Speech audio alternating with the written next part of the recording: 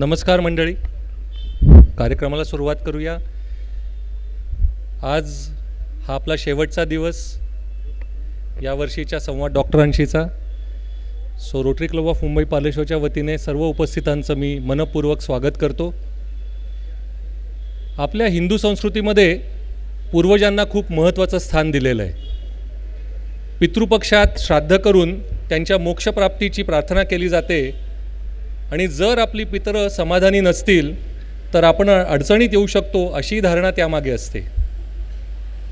संस्कृतीतून विज्ञानाकडे बघायला सुरुवात केली तर पितरांचं म्हणजेच पूर्वजांचे जीन्स किंवा जनुक ज्याला म्हणतात ते जर चांगले नसतील तर आपण निश्चितच अडचणीत येऊ शकतो, खास करून आरोग्याच्या बाबतीत। जसं पत्रिका पाहून भविष्याचा वेध घेण्याचा प्रयत्न केला जातो, अगदी तसंच आपल्या जनुकांची कुंडली तपासली तर आरोग्यांच्या संभाव्य धोक्यांचाही मागोवा घेता येतो। एवढंच काय, काही निवडक रोगांच्या बाबतीत तर अगदी आपल्या मापाची औषधं निवडून घेता येतात। तर तुम्ही म्हणाल हे नक्की काय विज्ञान आहे? त्याचीच माहिती करून घेण्यासाठी आज आपल्या इथे वंदना केंभावी उपस्थित आहेत। मुंबई पार्लेश्वरच्या अध्यक्ष मोनिका टंडन यांना विनंती करतो की त्यांनी न बसता वंदना केंभावी यांना व्यासपीठावर निमंत्रित करावं।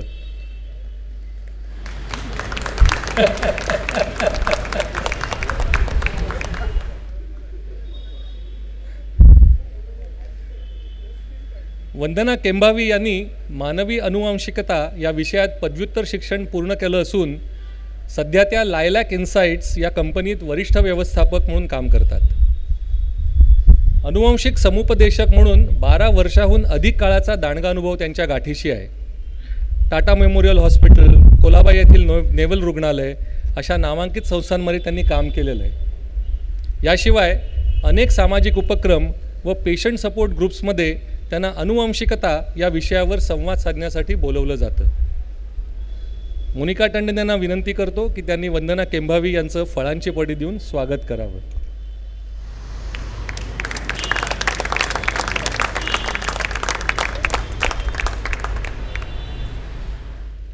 धन्यवाद मोनिका। आता अधिक वेळ घेत नाही, व्यासपीठ वंदनाकडे सोपवतो आणि नेहमीप्रमाणेच सादरीकरण संपलं की आपण प्रश्नोत्तरं हाताळू। धन्यवाद। ओके, ठीक आहे। सो आजचा जो आपला विषय आहे, जसं अतुल सरांनी ऑलरेडी सांगितलेलं आहे की आज आपण जनुकीय अभ्यास किंवा जेनेटिक टेस्टिंग ह्याच्याबद्दल बऱ्याचशा गोष्टी समजून घेणार आहोत आणि ह्या टेस्ट कशा आपल्याला आपल्या आरोग्याबाबत किंवा आपले होणारे जे संभाव्य धोके असतात ह्याच्यापासून कसं आपल्याला सतर्क करून वेळेवर एक इशारा देऊन आपल्याला ह्याच्यापासून बचाव करू शकतात।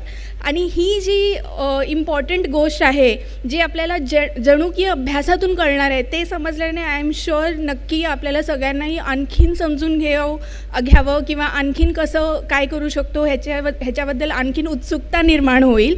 सो वेळ न घालवता सुरू करूया। And first of all welcome you all and thank you सगळ्यांनी आपापले वेळ काढून आल्याबद्दल। सो आजचा जो आपला विषय आहे तो आहे genotyping, map your health risk. Okay, so हा जीनोटायपिंग जो आहे, जनुकीय अभ्यास जेव्हा आपण म्हणतो, आपण ऐकलेलंही असाल, बघितलं असाल की कोणी केलेलं आहे जेनेटिक टेस्ट, तर त्याच्यामध्ये आपण बघतो की जनुकीय अभ्यास जे असतात ते वेगवेगळ्या प्रकारचे असतात, बरोबर।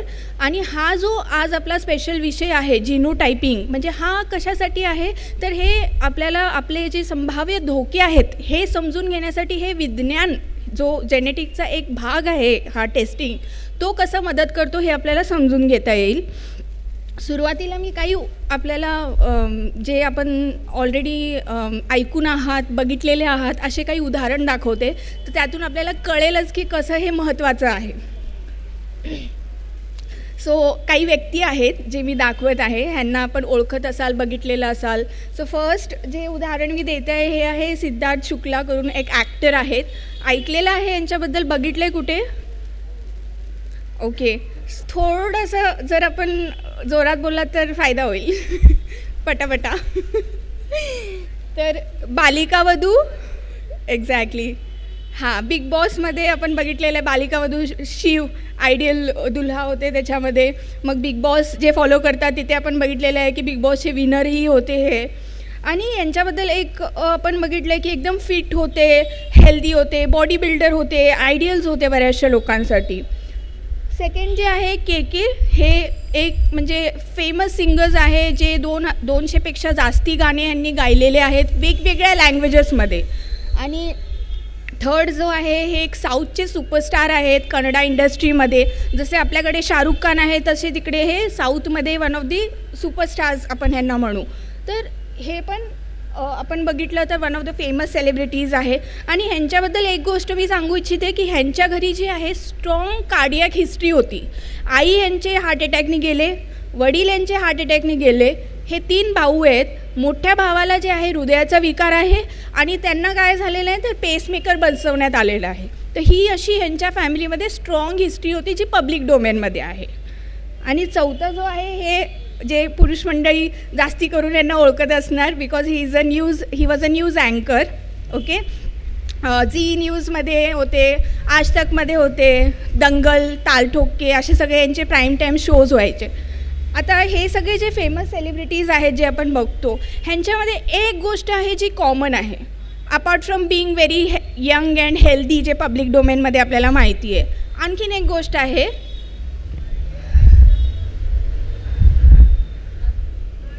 करेक्ट आपल्याला दिसतंय का मॅम तिकडून? अच्छा, हां दिसतंय ना.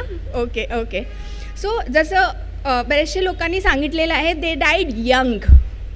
1 दुसरं काय आहे they died of cardiac arrest, heart attack. जेव्हा आपण ह्या स्टोरीज कुठे ना कुठे फ्लोट होत असताना पाहिलं तर आपल्याला पण हे काही गोष्टी लक्षात आल्या असतील की का ह्यांना झालं है ना. कारण आपण बघितलेलं काय होतं आपल्याला माहितीनुसार काय होतं की ते हेल्दी होते, काही त्यांना आजार नव्हता, बट तरी त्यांना कार्डियक अरेस्ट झाला आणि तेही एवढ्या कमी वयामध्ये.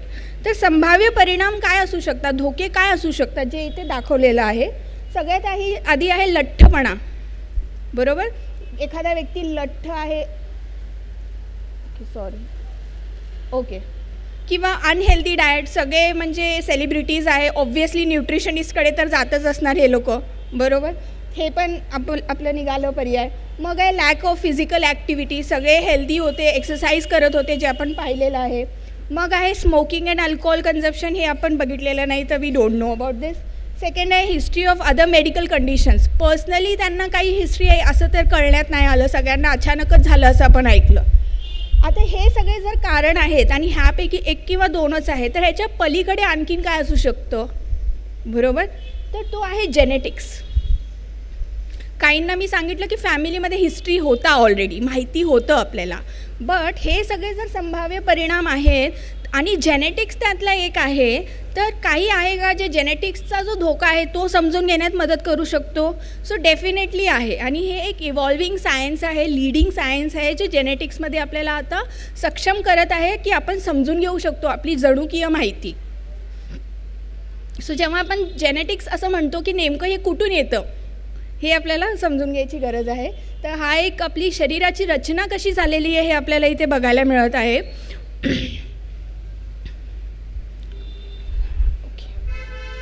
ओके, सो ह्याच्यामध्ये जसं आपण बघत आहे की एक मानवी शरीर ह्याची रचना कशी झालेली आहे. तर हे जे आहेत सेल म्हणजे आपण ज्याला म्हणतो पेशी. जेव्हा अनेक पेशी सोबत येतात ते एक टिश्यू धारण करतात. टिश्यूज मिळून काय होतो एक ऑर्गन अवयव बनतो आणि बरेचसे अवयव जेव्हा सोबत येतात तेव्हा काय होतं एक आपला अवयवांचा एक भाग बनतो. जसं आपलं चयापाचयचा भाग झाला किंवा आपला मेंदूचा भाग झाला. जेव्हा आपण पोटाचा भाग असं म्हणतो तर त्याच्यामध्ये काय येतात जसं छोटी आतडी, मोठी आतडी, पोटाचा भाग, संडासाचा भाग. तो हे सगळे मिळून काय होतं एक आपला पोटाचा भाग तयार होतो. असे अनेक ऑर्गन्स जेव्हा एकत्र येतात ते काय म्हणतात ऑर्गन सिस्टम बनून मग ते ह्युमन बॉडी बनतो. सो अशा प्रकारे आपली शरीराची रचना झालेली आहे. आता जेव्हा आपण सेल असं म्हणतोय पेशी, नेमकं ह्या पेशीमध्ये आहे काय. बरोबर, तर ह्या पेशी आपण सगळ्यांनी ऐकलेले आहे, सफेद पेशी, लाल पेशी. बरोबर, तर ह्या जे पेशी आहेत ह्याच्यामध्ये जेव्हा आपण बघतो तर ह्याच्यामध्ये आहे DNA आणि जीन्स. DNA बद्दल ऐकलेलं आहेत आपण कुठे ऐकलेलं आहे ह्या बाजूला कोणी सांगू शकतं का? मी सांगितल्यावर सगळ्यांना आठवणार. हां ठीक आहे. कोणी इकडे?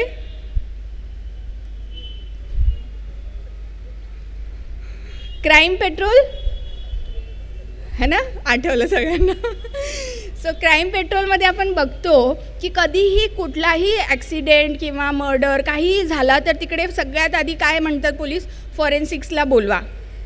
बरोबर, फॉरेन्सिक्सला बोलवा, DNA एक्झामिनेशन करा. आता जसं आपण मानवी शरीर बघितलं तर त्याच्यामध्ये कित्येक गोष्टी आहेत, ते सगळं सोडून DNA एक्झामिनेशनच का सांगत आहे? बरोबर, कारण का DNAमध्ये अशी माहिती आहे जे आपली युनिक आहे. बरोबर, DNAमध्ये जी माहिती आहे ती फॉरएव्हर आपलीच असणार आहे, त्याच्यामध्ये बदल नाही होणार आहे, म्हणून त्याला एवढं महत्त्व दिलं जातो. आणि या DNAमध्ये जी आपली माहिती असते त्याच्यानुसार आपल्या पूर्ण शरीराची रचना झालेली आहे. म्हणून DNAमध्ये किंवा त्याच्यामधले जे जीन्स आहेत ह्याचा अभ्यास करणं, हे समजून घेणं हे खूप आवश्यक असतं. आता हे जे DNAचा अभ्यास आपण करतो तर ह्याच्यामध्ये आपण काय करतो नेमकं, किंवा जीन्स आपण तपास करत आहे, तर प्रत्येका जीनचा जो आहे एक स्पेलिंग सेट आहे समजा. ठीक आहे, आपण जेव्हा टेस्ट करतो तर त्याच्यामध्ये आपण बघतो की काही मिस्टेक आहे का, काही चेंज आहे का. ओके, फॉर एक्झाम्पल माझं नाव वंदना आहे, तर VANDANA हा एक स्पेलिंग सेट आहे नॉर्मल. बरोबर, आता ह्याच्यामध्ये कुठे मिस्टेक झाला, D उडाला किंवा N उडाला तर काय झालं, पूर्ण स्पेलिंग चेंज झाला, वर्ड चेंज झाला. सो असे काही मिस्टेक्स आपल्या DNAमध्ये आढळले तर ते मिस्टेक्स काय करतात, आपल्याला संभाव्य धोके निर्माण करून देऊ शकतात. सो ह्या जेनेटिक अभ्यासात आपण काय करतो, असे काही मिस्टेक्स आहेत का एखाद्या व्यक्तीमध्ये हे आयडेंटिफाय करतो. ते केल्याने आपल्याला जर काही मिस्टेक आढळलं तर आपल्याला कळतं की ह्यांना काही फ्युचरमध्ये धोका आहे, आणि असे काही धोका आढळले तर त्याच्यापासून कसं बचाव करू शकतो तो हे आपल्याला समजून घेण्यासाठी मदत करतं. तसंच जर आपण बघितलं तर एक उदाहरण घेऊन आपण बघूया. सो ह्याच्यामध्ये बघा, इथे आपण बघत आहे की हे सगळे मानव ह्युमन बीइंग्स आहेत. बरोबर, आता यांच्यापैकी सगळे ह्युमन बीइंग्स आहेत, एव्हरीवन इज डिफरंट. का डिफरंट आहे, कारण त्यांची जेनेटिक इन्फॉर्मेशन जी आहे प्रत्येकाची युनिक आहे, वेगळी आहे. फक्त आपण जर केसांचं टेक्स्चरवर बघितला किंवा फक्त केसांचा भाग बघितला तरी ह्या सगळ्या ह्युमन बीइंग्समध्ये ते वेगळं आहे. काहींचे केस कुरळे आहेत, काहींचे केस सरळ आहेत, काहींचे केस कमी आहेत, जास्ती आहे. तर असं का आहे, कारण का हा जो जेनेटिक माहिती आहे प्रत्येकाची वेगळी आहे, म्हणून हे सगळे जे व्यक्ती आहेत ते युनिक आहेत. म्हणून प्रत्येकामध्ये आपल्याला बदल दिसत आहे.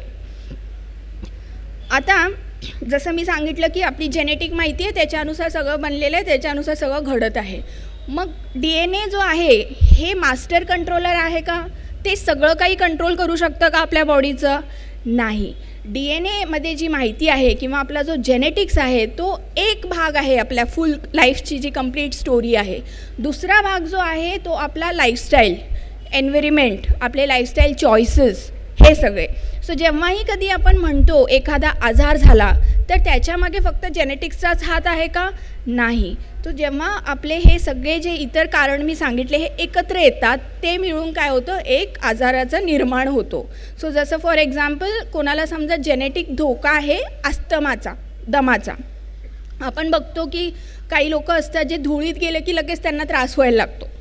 बरोबर, आपण पण गेलो होतो धुळीत, आपल्याला नाही झाला त्रास. का नाही झाला? कारण का त्या व्यक्तीला जो आहे जेनेटिक धोका ऑलरेडी वाढलेला आहे त्यांचा.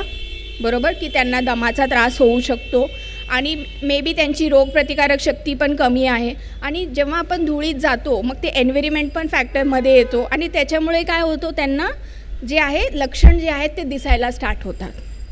जर इथे त्या व्यक्तीला जर माहिती आहे की मला जेनेटिक धोका आहे अस्थमाचा, दमाचा, तर ते त्याला प्रिव्हेंट करण्यासाठी प्रयत्न करू शकतात. अशा ठिकाणी गेले की आपण मास्क लावू, आपली रोगप्रतिकारक शक्ती चांगलं बनवायचा प्रयत्न करू. ह्या सगळ्यांनी काय होणार, ओव्हरऑल जर आपण सगळं एकत्र करून प्रिव्हेंट करायचा प्रयत्न केला तर नक्कीच आपण त्याला प्रिव्हेंट करू शकतो. आता जेनेटिक माहिती जी आहे ती आपण बदलू शकत नाही, बट त्याच्यापासून जे होणारे संभाव्य धोके आहेत त्याला प्रिव्हेंट करण्यासाठी नक्कीच प्रयत्न करू शकतो.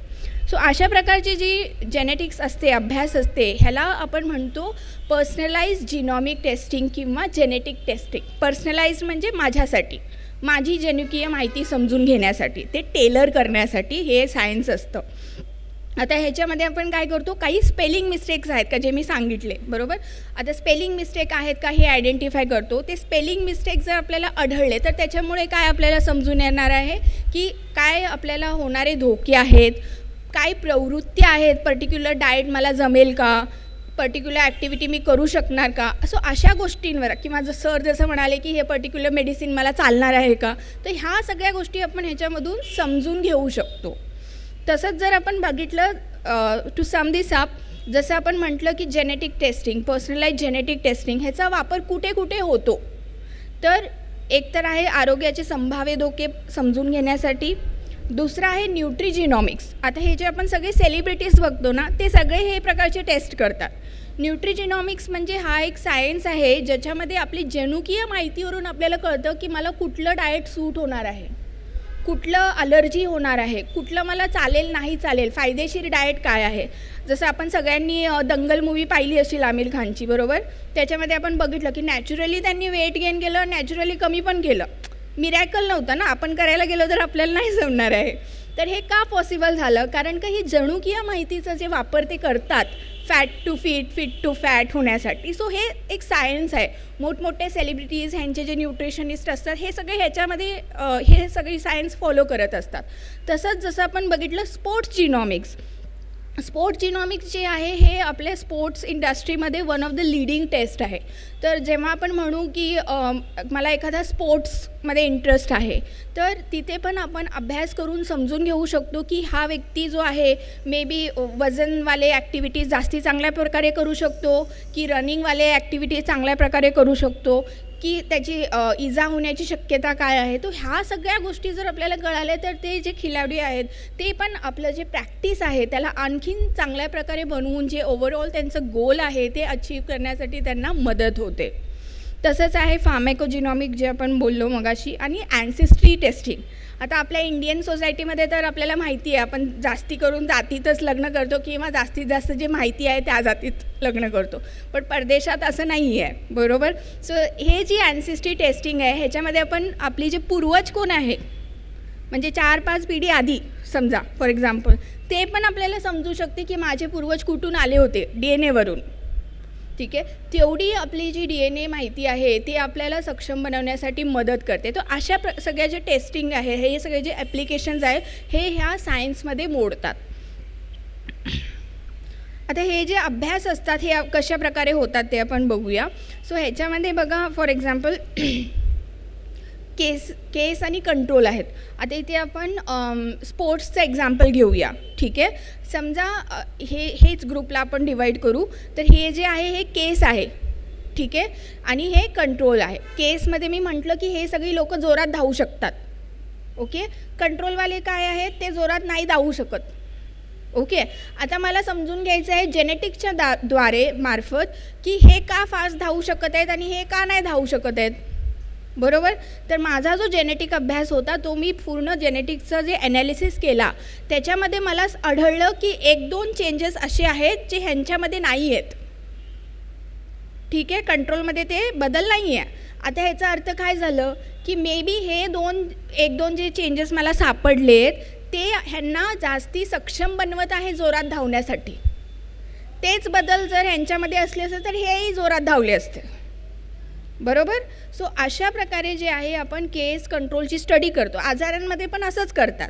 एक आजार झालेले व्यक्ती आहेत, एक हेल्दी व्यक्ती आहेत, आणि आजार झालेल्या व्यक्तींचा आपण अभ्यास करून बघतो आणि जे कंट्रोल्स आहेत हेल्दी आहेत त्यांच्यामध्ये आणि ह्यांच्यामध्ये काय बदल आहे. तो अशा ह्या बदल आयडेंटिफाय केल्याने काय होतं, पुढे जाऊन हे अभ्यास हे टेस्टिंगमध्ये कन्वर्ट होतात आणि मग जसं आता मी उदाहरण दिलं हे स्पोर्ट्सवाल्यांना फायदा देऊ शकतात, सेलिब्रिटीजला जसं मी सांगितलं तसंच इवन आपल्याला पण आपल्या आहाराबद्दल सक्षम बनवू शकतात, आपले धोके समजून देण्यासाठी, आपले ट्रीटमेंट जे आहे त्याच्यामध्ये पण ह्याचा वापर होऊ शकतो. तो अशा वेगवेगळ्या गोष्टी आहेत.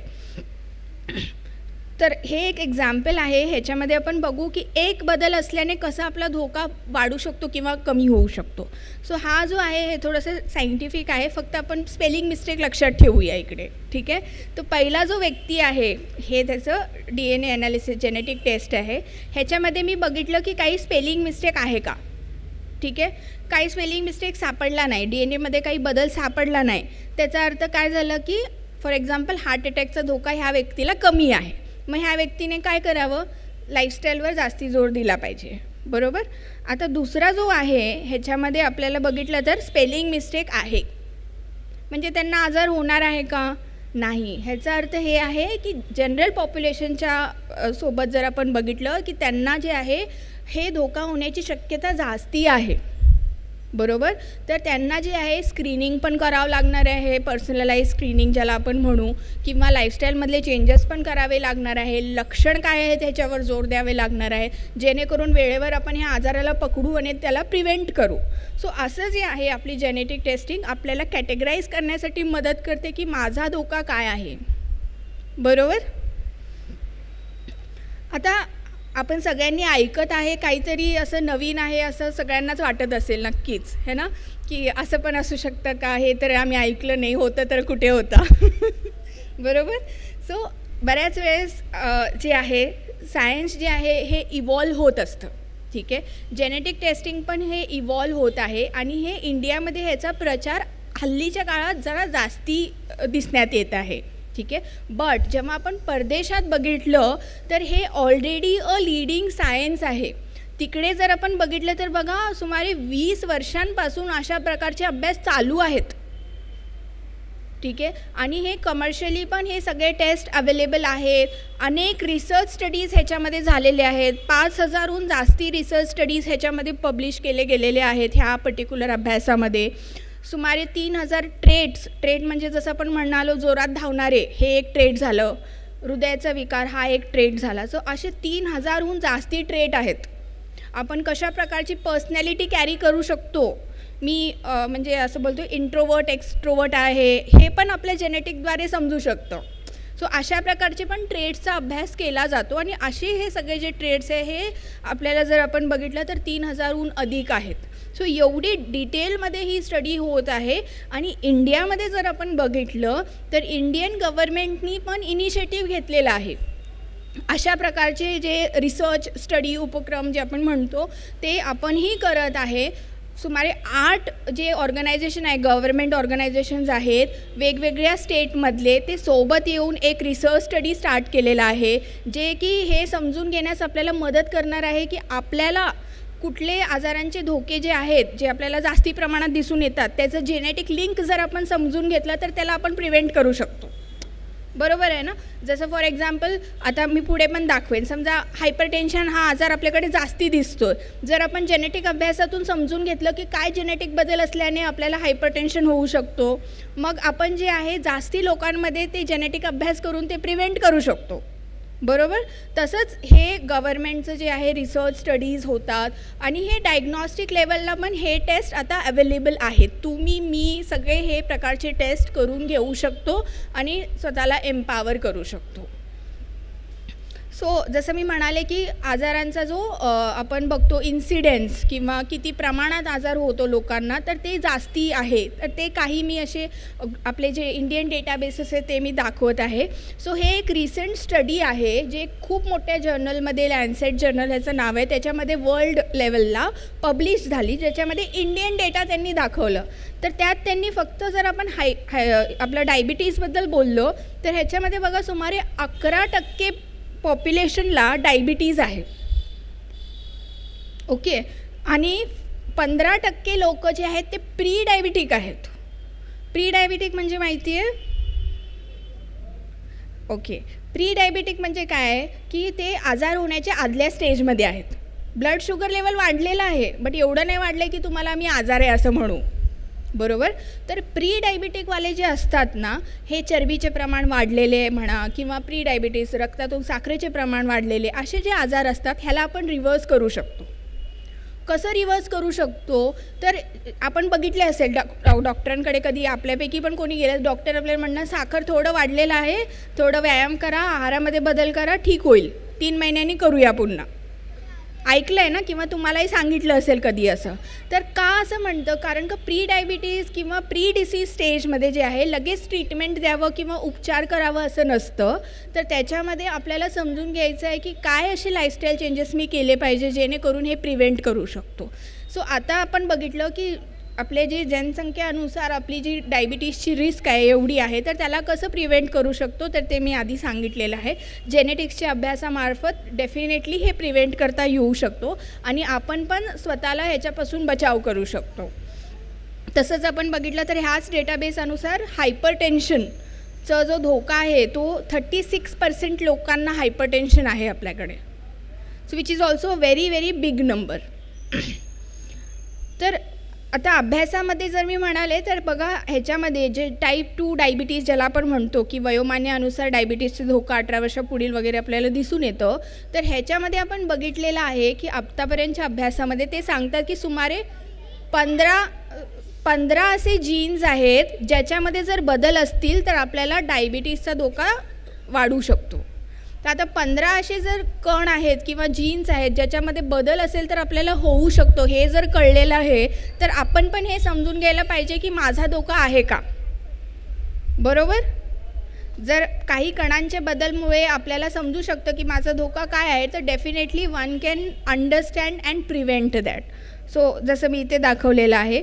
तसंच जर आपण बघितलं करोनरी आर्टरी डिसीज, हे हृदयामध्ये ब्लॉकेज होणे, हे आपण ऐकलेलं असणार, बघितलेलं असणार. जास्ती करून कधी ऐकायला मिळतं हे, जेव्हा एखाद्याला हार्ट अटॅक होतो, बरोबर. हार्ट अटॅक झाल्यानंतर आपल्याला सांगण्यात येतं की त्यांना हार्ट अटॅक झाला, मग त्यांना ब्लॉकेज होते असं कळालं. येतं ना असं ऐकायला. ओके, तर हे काय आहे, ठीक आहे. Over the period of time आपल्या हृदयामध्ये, आपल्या जे हृदयाला रक्त पुरवठा करणारी जी सगळ्यात मोठी रक्तवाहिनी असते त्याला आपण म्हणतो करोनरी आर्टरी. तर ह्या आर्टरीमध्ये रक्ताचा गोळा, चरबीचा गोळा, अशा प्रकारचे गोळे रेडी होतात आणि ते काय करतात, ब्लॉकेज केल्यामुळे इनफ रक्त पुरवठा आपल्या हृदयाला होत नाही, त्याच्यामुळे हार्ट अटॅकसारखा धोकाही निर्माण होऊ शकतो. आता हा का खूप धोकादायक आहे किंवा सायलेंट किलर आहे, ह्याच्यामागे कारण हे आहे की आपल्यापैकी इन्क्लुडिंग मी, मलाही हे ब्लॉकेज असू शकतात जेव्हा की आपण सगळे नॉर्मल दिसत आहे. का, कारण का हे ब्लॉकेज जे असतात हे आपल्याला काही लक्षण दाखवत नाही, एकाएक आजार निर्माण करून देतात. माझ्या जेनेटिक प्रॅक्टिसमध्ये मी बऱ्याचशा लोकांना असं बघितलं आहे की जेनेटिक धोका होता, जेव्हा आपण त्यांना स्क्रीनिंग करायला सांगितलं, प्रिव्हेंटिव्ह स्क्रीनिंग, तेव्हा काही प्रमाणात ब्लॉकेजेस दिसून आले.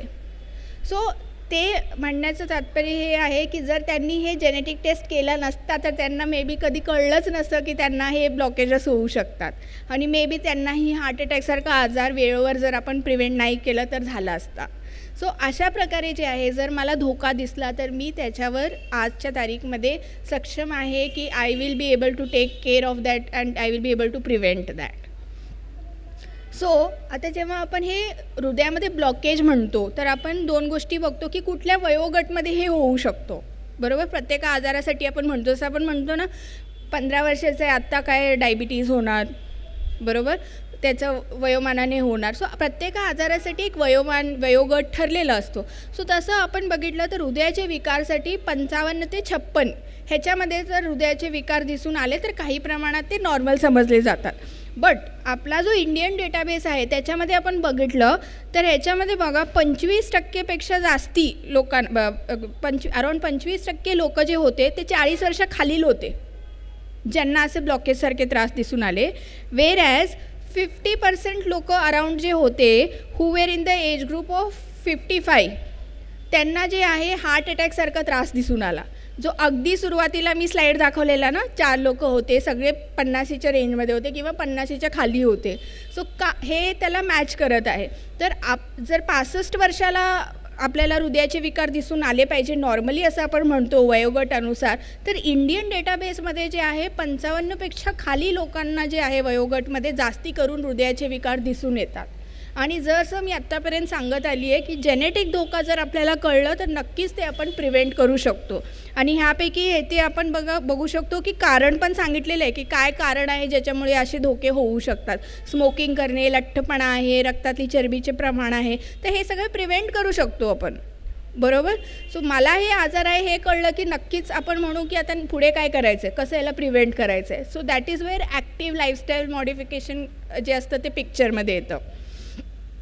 आणि हे जे आहेत आपले जनुकीय बदल आहेत, जे जीन्स आहेत, जे आत्तापर्यंत आयडेंटिफाय करण्यात आलेले आहेत, जे हृदयाच्या विकारला लिंक केलेले आहेत, ह्याच्यामध्ये जर बदल आढळला तर आपल्याला हृदयाचे विकार होण्याची शक्यता जी आहे ती वाढू शकते, असं त्याचा अर्थ आहे. आता लठ्ठपणा, again this is very interesting. तर ह्याच्यामध्ये आपण बघितलं तर बघा हे आपला जो इंडियन हे आहे सर्वे आहे, ठीक आहे, त्याच्यामध्ये गव्हर्मेंट ऑफ इंडिया काय करते, दर 3 वर्षाला एक रिपोर्ट काढते सर्वे करून, ठीक आहे. आणि ह्याच्यामध्ये आपण 2 सर्वेजचा रिपोर्ट कंपेअर केलेला आहे. तर ह्यात आपण बघू की लहान मुलांमध्ये लठ्ठपणा, पुरुषांमध्ये लठ्ठपणा आणि स्त्रियांमध्ये लठ्ठपणा, 3 कॅटेगरीमध्ये बघतोय. आणि ह्याच्यामध्ये आपण बघू तर ग्राफ जो आहे तो वाढत चाललेला आहे. लहान मुलांमध्ये पण आजकाल लठ्ठपणा दिसून येतो. लहान मुलांमध्ये पण चरबीचे प्रमाण वाढतात, साखरेचे प्रमाण वाढतात. ओके. तर हे जे आहे, हे जे आपलं लठ्ठपणा वाढत चाललेलं आहे, ह्याला आपण प्रिव्हेंट करू शकतो का? हो. आणि आणखीन एक इम्पॉर्टंट गोष्ट आहे, वर्ल्ड हेल्थ ऑर्गनायझेशन काय सांगतात, 10 किलो वजन एक्स्ट्रा असला तर 3 वर्ष आपले कमी करायचे.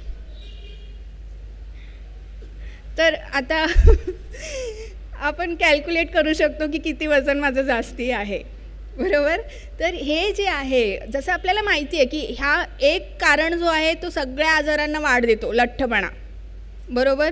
जर लठ्ठपणा आपल्याला जेनेटिक धोका आहे हे आपल्याला कळलं आणि त्याच्यासाठी काय केलं पाहिजे हे कळलं तर डेफिनेटली आपण ह्याच्यावर पण तोड काढू शकतो. सो जेव्हा आपण जेनेटिक्स आणि लठ्ठपणाला लिंक करतो तर एक उदाहरण मी तुम्हाला दाखवते. तर ह्याच्यामध्ये जसं आपण बघत आहे, लेफ्ट हँड साईडला बघा 3 स्त्री आहेत, ठीक आहे.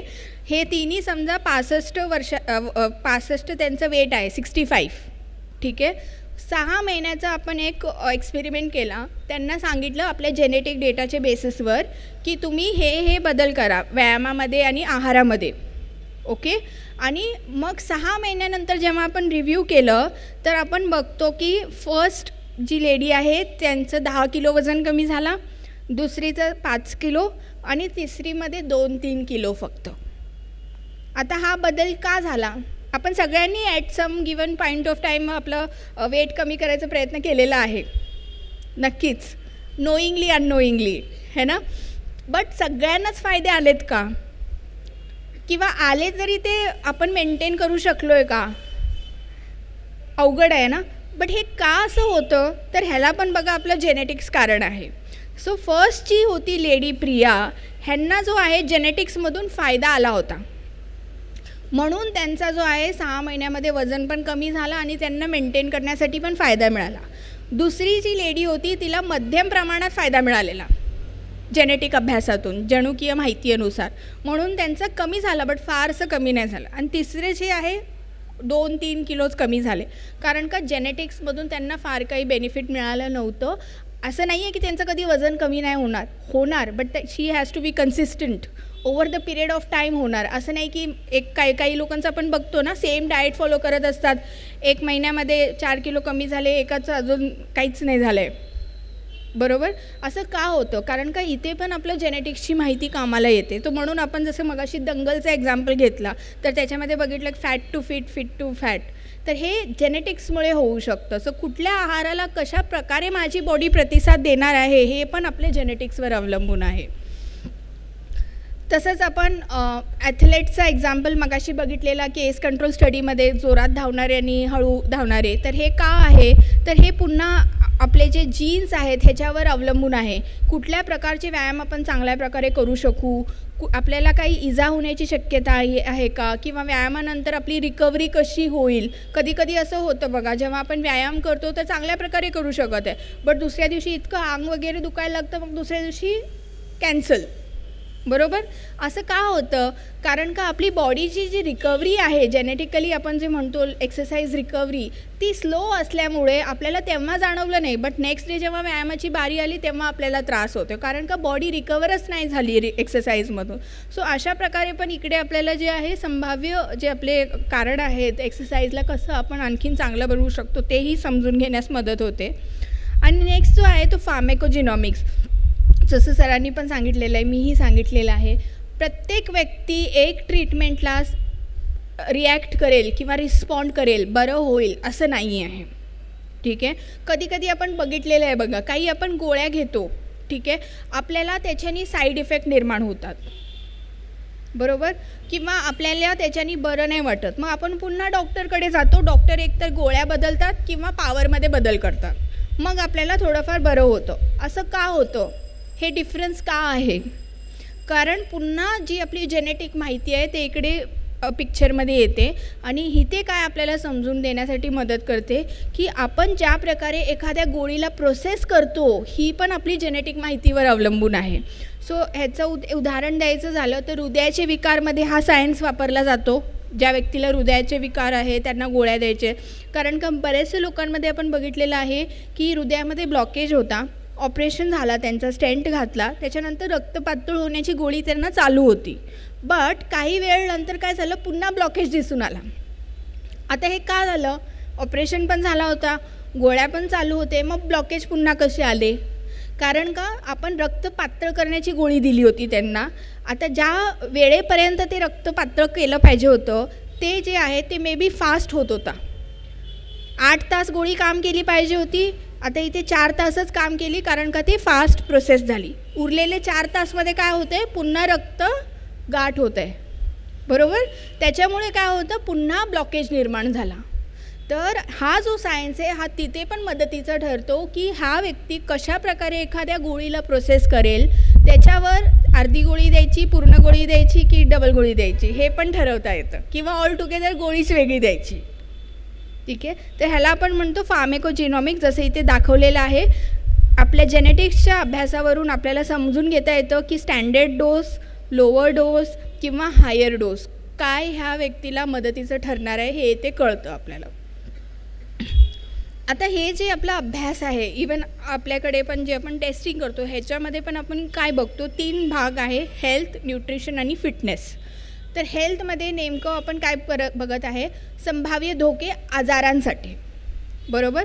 सो ह्याच्यामध्ये अराउंड 50 कंडिशन आपण बघत आहे, 50+ कंडिशन्स. तर हे 50+ कंडिशन जे आहे ते 12 कॅटेगरीजमध्ये आहेत. ठीक आहे. जसं आपण बघतो डोळ्यांचे विकारमध्ये आपण सगळ्यांनी ऐकून आहे काचबिंदू, बरोबर. एक ठराविक वयोगट नंतर आणि एखादा आजार असेल तर आणि त्यातून जेनेटिक धोका असेल तर हा धोका आणखीन वाढू शकतो, जो वेळेवर आपण जर नाही ट्रीट केला तर ब्लाइंडनेस पण होऊ शकतो काचबिंदूमुळे, बरोबर. तर ते आहे. तसंच आपण बघतो की हृदयाचे विकारमध्ये हृदयामध्ये ब्लॉकेज होणे, हायपरटेन्शन होणे किंवा रक्तातली चरबीचे प्रमाण, असे अनेक आजार आहेत जे हृदयाचे विकारमध्ये आपण समजून घेऊ शकतो. मग काही आपले स्किनचे कंडिशन्स, जसं सोरियासिस आहे, बऱ्याचशा लोकांना सोरियासिस आहे, त्यांना माहिती पण नाही की सोरियासिस आहे हे नेमकं, आणि ह्याला कसं कंट्रोल करायचं लाईफस्टाईल मेजर्सने, जेनेटिक धोका अंडरस्टँड करून, ते पण इम्पॉर्टंट. सो असे अनेकशा आजार आहेत जे आपण डर्मॅटॉलॉजिकल कंडिशन्समध्ये बघतो. ऑटोइम्युन कंडिशन्स आहेत, जसं अलर्जिक रायनायटिस झाला किंवा आणखीन पण काही कंडिशन्स आहेत जे आपण ह्याच्यामध्ये बघतो. मग न्यूरोलॉजिकल कंडिशन्स आहे, जसं आपल्याला वयोगट अनुसार काही मेंदूचे विकार दिसून येऊ शकतात. सो ते जर त्याच्यावर पण एवढे अभ्यास आत्तापर्यंत झालेले आहेत जे सांगतात की पुढे जाऊन जर आपल्याला पार्किन्सन्स माहिती असेल ना सगळ्यांना, वयोगटानुसार काय होतं, लिहायला आपल्याला त्रास होतो, हात थरथर करायला लागतो, है ना, मुंडी हलते, अशी होते, तर ते सगळं जे आहे ना हे पार्किन्सनचे लक्षण आहे. तर ह्याला आपण प्रिव्हेंट करू शकतो का? तर अभ्यास असे सांगतात की ज्या व्यक्तीला जेनेटिक धोका होता ते 50च्या नंतर त्यांना ते लक्षण दिसायला लागले. एक. दुसरं आहे की जेनेटिक धोका आहे हे जर समजून घेतलं आणि आपल्याला लक्षण दिसायच्या आधीच जर आपण प्रिव्हेंटिव्ह मेजर्स, जसं की फिजिओथेरपी असते, ठीक आहे. हे काय आहे, न्यूरोलॉजिकल कंडिशन्स आहे, आपलं नसांचं मेंदूचा प्रकार आहे पूर्ण, बरोबर. तर हे जर आपण वेळेवर व्यायाम सुरू केले जे ह्याला प्रिव्हेंट करू, तर आपण प्रिव्हेंट पण करू शकतो ह्याला, बरोबर. आणि सोशलाइज करणे ह्याच्याने पण मेंदूचा व्यायाम होतो. आता जसं आपण इथे सगळे जमलो आहे, हे काय आहे, दिस इज पार्ट ऑफ सोशलायझेशन, बरोबर. एकमेकांशी बोलणे, न्यूजपेपर वाचणे, काही ॲक्टिव्हिटी करणे जिथे मेंदूचा वापर होईल. फक्त टी व्ही बघत बसले मेंदूचा काहीच वापर नाही होत आहे, बरोबर. सो अशा जर आपल्याला कॅटेगरीज कळल्या की काय धोका आहे, अकॉर्डिंगली वन काय करू शकतो की आपण सक्षम होऊ शकतो, ह्याच्यावर आणखीन काम करू शकतो आणि हे प्रिव्हेंट करू शकतो. सो मेंदूच्या विकारांमध्ये पण अशा प्रकारे हे मदत करतं. मग काही आपले फुफ्फुसांचे आजार आहेत, जसं मी मगाशी सांगितलं अस्थमा आहे आणि इतर पण आजार आहे. पोटाचे विकार आहेत जे आपल्याला बऱ्याचशा लोकांना माहिती नसतं की हे त्रास आहे, मला काही अलर्जी आहे ज्याच्यामुळे पोटाचा विकार मला होऊ शकतं. मी माझं स्वतःचं उदाहरण देते. आधी मी खूप बारीक होते, तर तेव्हा मला असं वाटायचं की मी चपाती खायची नेहमी. मला असं वाटायचं जेवल्यावर असं पोट फुगल्यासारखं व्हायचं. मला असं वाटायचं मी खूप बारीक आहे ना, मे बी मी खाल्ल्यावर माझं पोट फुगल्यासारखं वाटत असेल, असं माझी धारणा होती, कारण का मी खूप बारीक होते. बट हळूहळू जेव्हा मी ह्या अभ्यासात आले, मला कळलं की ग्लुटन सेन्सिटिव्हिटी पण एक प्रकार असतो आणि ह्या ग्लुटन सेन्सिटिव्हिटीमध्ये जे गहू, मैदा असे सगळे प्रकार आहेत हे अवॉइड करावे लागतात. आणि जेव्हा मी हे अवॉइड करायला स्टार्ट केलं माझ्या जेनेटिक रिपोर्टच्या बेसिसवर, तेव्हा मला पूर्णतः हा फरक दिसला. सो जसं मला हे कळलं नसतं तर maybe I would have never quit गहू, मैदा वगैरे. आता ह्याच्यामुळे आपलं पुन्हा ब्लड शुगर लेवल वाढू शकतात, वजनवर परिणाम होतो, बरेचसे आजारांचे धोके याच्यामुळे वाढू शकतात. तर ते एक मायनर चेंज केल्यामुळे हे सगळे फायदे आपल्याला माझ्या स्वतःमध्ये दिसून आले. मग तसेच आहे आपले हाडांचे विकार. आपण जसं आता बघा सगळे वर्क फ्रॉम होम करतात किंवा आपण दिवसभर बसून असतो. सो अँकलोजिंग स्पॉन्डिलायटिस एक असा कंडिशन आहे, तो वारंवार बसून असल्याने एकाच पोझिशनला जास्तीत जास्त वेळ आपण धरून ठेवल्याने हा आजार निर्माण होऊ शकतो. आता एखाद्या व्यक्तीला जर आपण हे सांगितलं तर डेफिनेटली ते ह्याच्यावर प्रिव्हेंट करण्यासाठी काही रेंज ऑफ मोशन एक्सरसाइज करणार, डाएटमध्ये चेंजेस करणार, ज्याच्यामुळे हे आपण प्रिव्हेंट करू शकतो. आणि समजा थोडंफार दुखलं तरी आपण काय करणार, इमिडिएटली डॉक्टरांकडे जाणार. सो ह्याचं उदाहरण हे आहे की जसं बघा आपल्याला मान दुखते तर किती लोक डॉक्टरांकडे जातात, जास्तीत जास्त बाम लावणार है ना, शेक घेणार, ह्याच्या पलीकडे काही नाही करणार. जर मी तुम्हाला सांगितलं की तुम्हाला अँकलोजिंग स्पॉन्डिलायटिस असा एक धोका आहे, ठीक आहे, जो जास्ती वेळ बसल्याने होतो. ह्याच्यामध्ये काय होतं, आपल्या मानेपासून ते बिंदूपर्यंत जाणारी जी हड्डी आहे त्याच्यामध्ये झीज व्हायला लागते, त्याच्यामुळे असे लक्षण दिसून येतात. मग आता हे सांगितलं आहे ह्याचे लक्षण आहे आणि तुम्हाला दुखत आहे, मग आपण आता काय करणार, डॉक्टरकडे जाणार, बरोबर. सो हा जो अलर्टनेस आहे, जो आपल्या जेनेटिक अभ्यासावरून आपल्याला समजून घेण्यासाठी, ॲक्ट करण्यासाठी मदत करत आहे, तो असा फरक आहे. तसंच आपला जो आहे main obesity, endocrine metabolic disorder ज्याला आपण म्हणतो, ज्याच्यामध्ये लठ्ठपणा, थायरॉईडचे आजार किंवा मधुमेह. सो ह्या सगळ्या आजारांबद्दल पण ह्याच्यामध्ये आपल्याला माहिती समजून घेण्यासाठी मदत मिळते आणि कसं हे मदत करणार आहे ते आपण मागे पण पाहिलेलं आहे.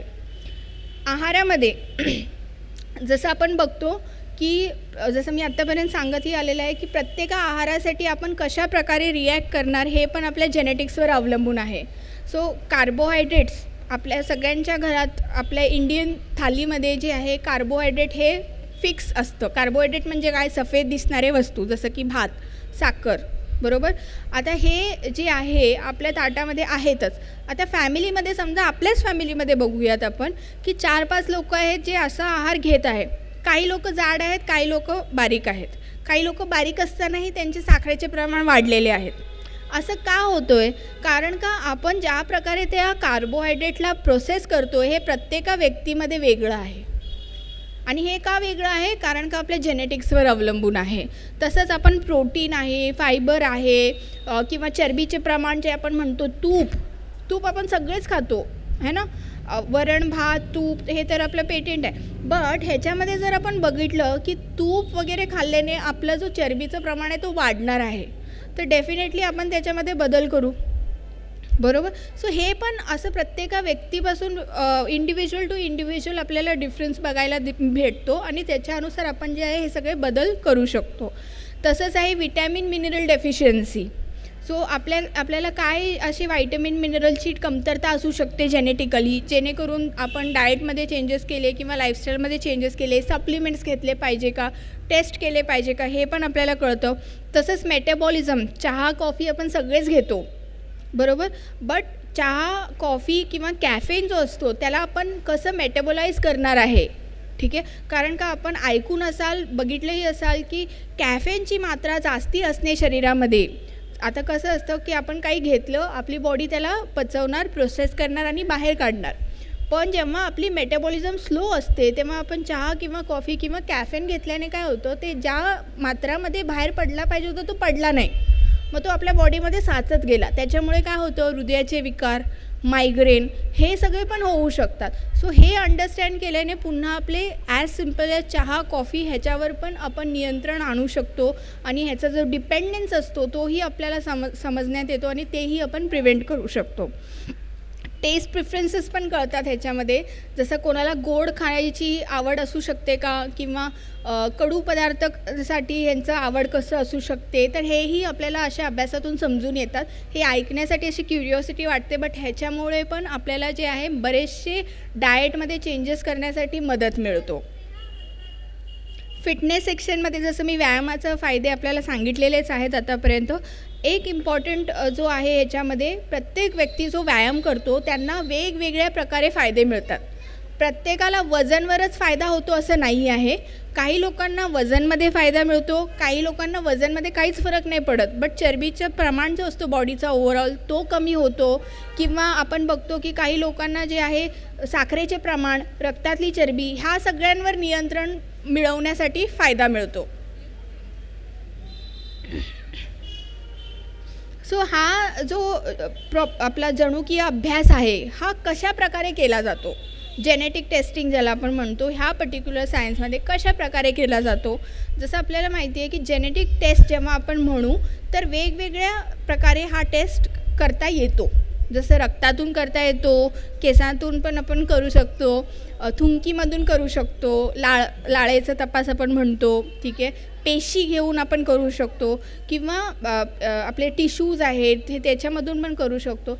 आणि एक असतं बकल स्वॅब, जसं आपण कोविडमध्ये केलं आहे ना, नेझल स्वॅब, नाकातून सॅम्पल घेतलेला, ते एक स्वॅब घालतात आणि ते काडी फिरवून घेतात.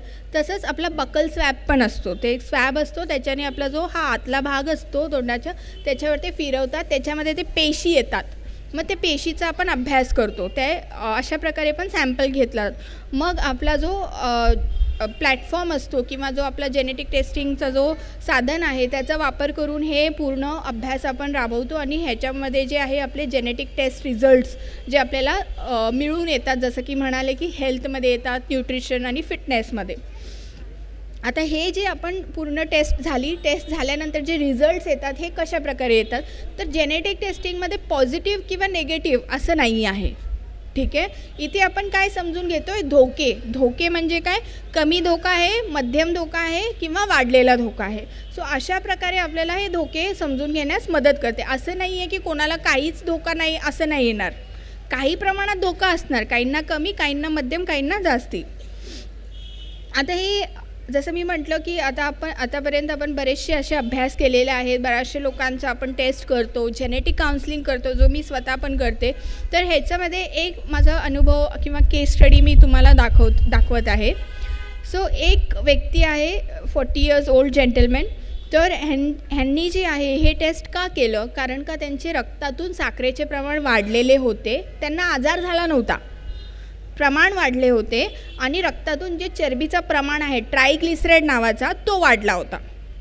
तर त्याचा आपण अभ्यास केला, म्हणजे ह्या माहितीनुसार आपण त्यांचे जे पुढील अभ्यास आहे ते आपण केले आणि त्यांनी सांगितलं की इयरली फॉलोअप, जे वर्षातून एकदा आपण करतो फॉलोअप, अशा प्रकारे ते फॉलोअप करत होते आणि कॉन्स्टंटली साखरेचे प्रमाण त्यांचे वाढलेलेच येतात. काही वर्ष वाढलेले आले की माझं नेहमीच असं आहे करून ते सोडत होते. बट त्यांना कोणी सांगितलं की तू अशा प्रकारचे टेस्ट आहे त्याच्यामध्ये पण तुला फायदा मिळू शकतो, तर तू बघ. तर असं करून ते हे टेस्टिंगला आले. मग आपण म्हटलं तर लाईफस्टाईल त्यांचं चांगलं आहे असं त्यांचं म्हणणं. मग त्यांचं वेट पण कॉन्स्टंट आहे मागे 5 वर्षामध्ये आणि जे आहे आपल्याला आता ब्लड शुगर लेवल वाढलेत, असं काही जेनेटिक धोका आहे, म्हणजे त्यांना हे एक भीती होती की मला हे होणार आहे का आजार, तोही एक कारण होता. आणि इम्पॉर्टंट म्हणजे कुठलेही व्यसन किंवा सवयी असं त्यांना नव्हत्या. तर ह्या सगळ्या हिस्ट्रीने त्यांनी हे तपास केला. जेव्हा रिपोर्ट गेल्यानंतर आपण जी आहे त्यांची डिटेल, म्हणजे जेव्हा पेशंटला आपण रिपोर्ट देतो त्याच्यानंतर आपण डिटेल फॅमिली हिस्ट्री गोळा करतो. त्याच्यामुळे काय होतं, एक आपल्याला अंडरस्टँडिंग मिळते. जेनेटिक धोकाचा जो रिपोर्ट आहे, जेनेटिक ॲनालिसिस आहे ते, आणि हे फॅमिली हिस्ट्री आपण कंपेअर करतो. त्याच्यावरून आपल्याला कळतं की हे रिस्क आपल्याला कुठल्या वयोगटामध्ये दिसून येऊ शकतं फॅमिली हिस्ट्री अनुसार, आणि कसं आपण आतापासून प्लॅनिंग केलं पाहिजे प्रिव्हेंट करण्यासाठी. सो तसं आपण बघितलं तर हे जे ब्लूमध्ये हायलाईट केलेलं आहे हे त्यांची हिस्ट्री आहे स्वतःची. आणि त्यांच्या आईकडून आपण बघितलं तर आईला आणि मावशीला जे आहे डायबिटीसचा धोका होता, म्हणजे त्यांना त्रास होता. आणि मामांमध्ये जे आहे हृदयविकाराने ते कमी वयामध्ये गेले होते. तर ही एवढी ती त्यांची हिस्ट्री होती. आणि त्यांना 2 मुलं होते. आता हे हिस्ट्री आहे, जेनेटिक्स असं ऐकलेलं आहे, तर माझ्या मुलांमध्ये पण होऊ शकतं का, तर असं त्यांचं एक क्युरिओसिटी, एक कन्सर्न होता. तर आपण त्यांचा अभ्यास केला. तर जेनेटिक धोकामध्ये, जेनेटिक ॲनालिसिसमध्ये आपल्याला कुठले धोके असे दिसून आले. तर ह्याच्यामध्ये आपण बघू शकतो, तर पहिला जो कन्सर्न होता तो होता डायबिटीससाठी, बरोबर. तर टाईप 2 डायबिटीसचा धोका जो आहे जेनेटिक प्रकारे आपण बघितला तर तो कमी आहे. ओके. वेरॅज ट्रायग्लिसराईड त्यांनी सांगितले वाढलेले होते, तर ट्रायग्लिसराईडचा जो धोका होता तो वाढलेला होता. तर हे असं कळलं की हे ट्रायग्लिसराईड जे वाढलेले आहे ते जेनेटिक कारणांमुळे आहे, हे फिक्स झालं, बरोबर. वेरॅज डायबिटीस जो होता तो मे बी कुठल्या इतर कारणामुळे वाढलेला येत असेल ब्लड शुगर लेवल, बट त्यांचा जेनेटिक धोका जो आहे तो कमी आहे. आता वजन जे आहे तो कॉन्स्टंट होता, बट काही प्रमाणात जे आहे ते लठ्ठ, आपण म्हणू जाडेमध्ये, ओव्हरवेटमध्ये येत होते. लठ्ठपणा म्हणजे ओबॅसिटी. ओके. सो ओव्हरवेट असं जो असतो म्हणजे नॉर्मल BMIपेक्षा थोडंसं वाढलेलं होतं. आता ओबॅसिटी आहे त्यांना, तर ओव्हरवेट आहे हे आपण सांगितलं की जर तुम्ही प्रयत्न नाही केलं तर तुमचं वजन जे आहे तो अजून वाढू शकतो. ठीक आहे. मग आपण बघितलं तर हृदयाच्या विकारमध्ये ट्रायग्लिसराईडची तर धोका दिसलीच, चरबीचे प्रमाणचे, बट त्यांना बघा करोनरी आर्टरी डिसीज जे आपण आधी शिकलो होतो, हृदयामध्ये ब्लॉकेज, बरोबर, हाही धोका त्यांचा वाढलेला आला. तर 3 धोके त्यांचे वाढलेले आले होते, प्लस त्यांची पर्सनल हिस्ट्री. मग आपण त्यांना काय अंडरस्टँडिंग दिली, तर हे जार एनॉलॉजी आहे ह्याच्यामध्ये आपण समजून घेऊ शकतो. जसं मी मगाशी पण सांगितलं की जेनेटिक धोका जे आहे ह्याला आपण, किंवा जेनेटिक माहिती किंवा परिणाम जे आहेत ते आपण बदलू शकत नाही, ते कॉन्स्टंट आहेत, बरोबर. फक्त एवढंच आहे की आपला धोका जो कमी, मध्यम आणि जास्ती हे आपण समजून घेऊ शकतो. ते समजल्यामुळे काय होतं, लाईफस्टाईलमध्ये चेंजेस करण्यासाठी आपल्याला फायदा मिळतात. सो आपण सर्वप्रथम पेशंटला हे सांगितलं की हे बघा तुमचं जेनेटिक धोका आहे, ह्याचा अर्थ आहे की सामान्य लोकांपेक्षा तुमचा जो धोका आहे तो वाढलेला आहे. ठीक आहे. फॅमिली हिस्ट्रीशी कोरिलेट करून त्यांना सांगितलं. आता तुमच्या हातात आहे की तुम्ही लाईफस्टाईल कसं चेंज करणार. ठीक आहे. आता त्याच्यासाठी आम्ही मदत करू, सगळे तुम्हाला काय काय स्टेप्स आहेत, काय काय चेंजेस आहेत ते सगळं आम्ही करू, but you have to do this, बरोबर. सो हे आपण समजून दिली त्यांना की तुम्ही जे आहे लाईफस्टाईलमध्ये चेंजेस करा, ज्याच्यामुळे तुम्हाला जे आहे हे जेनेटिक धोका तर कॉन्स्टंट राहील, बट लाईफस्टाईलमध्ये चेंजेस केल्यामुळे हे जसं आपण बघतो इकडे आजार निर्माण होण्यापासून आपण त्याला प्रिव्हेंट करू शकतो. हे आपण फर्स्ट ऑफ ऑल त्यांना समज दिली. ह्याच्यानंतर आपण काय केलं, त्यांचे जे धोके होते त्याच्यानुसार त्यांना पर्सनलाइज स्क्रीनिंग म्हणजे काय असतं, आपण त्यांना सांगतो की तुमचं ब्लड शुगर लेवल वाढलेलं आहे तर तुम्ही आता 3-3 महिन्यामध्ये करा, चरबीचे प्रमाण वाढलेले आहे 3-3 महिन्यामध्ये करा. तर हे कसं असतं, आता जसं आपण सगळे जर प्रिव्हेंटिव्ह चेकअप करायचं म्हटलं तर आपण काय करू, वर्षातून एकदा किंवा जास्तीत जास्त 6 महिन्यातून एकदा, आणि तेही वयोगटानुसार आपण करणार. बट जेव्हा मी आतापर्यंत सांगितलं की आपल्याला धोका आहे तर पर्सनल धोका आपल्याला कळलेला असल्यामुळे आपण काय करू, एक ठराविक इंटरवलमध्ये हे टेस्ट करायला स्टार्ट करू. तेच आपण इकडे केलं आणि त्यांना सांगितलं की तुमचं ब्लड शुगर लेवल खायच्या आधी, खायच्या नंतर, HbA1c 6 महिन्यातून जे आपण करतो, म्हणजे मागे 6 महिन्यामध्ये तुमचं ब्लड शुगर लेवल कसे होते हे समजून घ्या. आणि आपण लिपिड प्रोफाईल म्हणजे कोलेस्ट्रॉल, ट्रायग्लिसराईड हे सगळं चेक करायला सांगितलं. आणि कारण का हृदयाचा विकारचा धोका दिसलेला आणि फॅमिलीमध्ये पण हिस्ट्री होती म्हणून आपण त्यांना हृदयाचे विकारचे स्क्रीनिंग सांगितले. ठीक आहे. हे सगळं करून आपण त्यांना सांगितलं की तुम्ही 3 महिन्यानंतर या. ठीक आहे. तसंच आपण बघितलं तर आहारामध्ये जेव्हा आपण पेशंट बघतो तर आपण त्यांना एक डाएट रिकॉल म्हणतो ह्याला, म्हणजे मागच्या दिवशी फुल डेमध्ये तुम्ही काय काय खाल्लेले ते सांगा. ओके, सकाळी उठल्यापासून, सकाळी उठून मी पाणी पिलो तिथून स्टार्ट करा, असं असतं हे. सो रात्री झोपेपर्यंत तुम्ही काय काय खाल्ला. तर आपण बघितलं तर हे जे आपण आहार बघतो आहे ना, की मी चहा घेत होतो, चपाती घेत होतो सकाळी उठल्यानंतर, मग 11 वाजता हे वर्किंग होते ना, तर चहा चिवडा वगैरे असं स्नॅक्समध्ये ब्रेकमध्ये मी घेतो, मग चपाती भाजी डब्यातली नॉर्मल, मग चहा, मग दाल चावल भाजी रात्री असं. तर हे आपण जर बघितलं तर ह्याच्यामध्ये काही अबनॉर्मल वाटतं का आपल्याला, की आपण म्हणू की आपण सगळे पण हेच खातो, किंवा काही कमी असं वाटतं का आपल्याला? हे सगळं आपण करतोच ना नॉर्मल आपली फॅमिलीमध्ये आपण बघतो, बरेचसे महाराष्ट्रीयन फॅमिलीमध्ये असं सकाळी उठल्यानंतर चहा चपाती खातो, बरोबर, कामाला जायच्या आधी, आणि तेच चपाती पुन्हा डब्यामध्ये पण जातात. सो असं आपली जी प्रॅक्टिस असते. तर आता ह्याच्यामध्ये जेव्हा आपण ते पेशंटला ब्रेकडाऊन करून दाखवलं की तुमचं जेनेटिक रिपोर्ट काय सांगतं आणि तुम्ही काय करत आहात, ह्याच्यामध्ये कशा प्रकारे बदल केला पाहिजे. आता जेनेटिक रिपोर्ट काय सांगतं, तर त्यांनी सांगितलं की आपण जे आहे प्रोटीनने आपला वजन कमी होणार आहे 1, ठीक आहे, कार्बोहायड्रेटनी तुमचं वजन वाढत आहे 2. कार्बोहायड्रेट जे मी सांगितलं ते रात्री खात होते पुन्हा, है ना, तर ते आपल्याला कमी करावं लागलं. सो तसंच आपण बघितलं तर हे सगळे जे आपले जेनेटिक बदल आपल्या रिपोर्टमध्ये आलेले, ह्याच्यानुसार आपण काय केलं, त्यांचं डाएट प्लॅन चेंज केलं. सो आता आपण बघितलं बघा, तर आता चहा चपाती असं प्रकार नाही आहे, म्हणजे असं चेंज केलं असं नाही आहे, अजूनही तोच आहे. बट इथे कसं केलं, प्रोटीनचे प्रमाण वाढवा, कशा प्रकारे वाढवू शकता ते दाखवून दिलं. कार्बोहायड्रेटचे प्रमाण कमी करा ते आपण त्यांना दाखवून दिलं.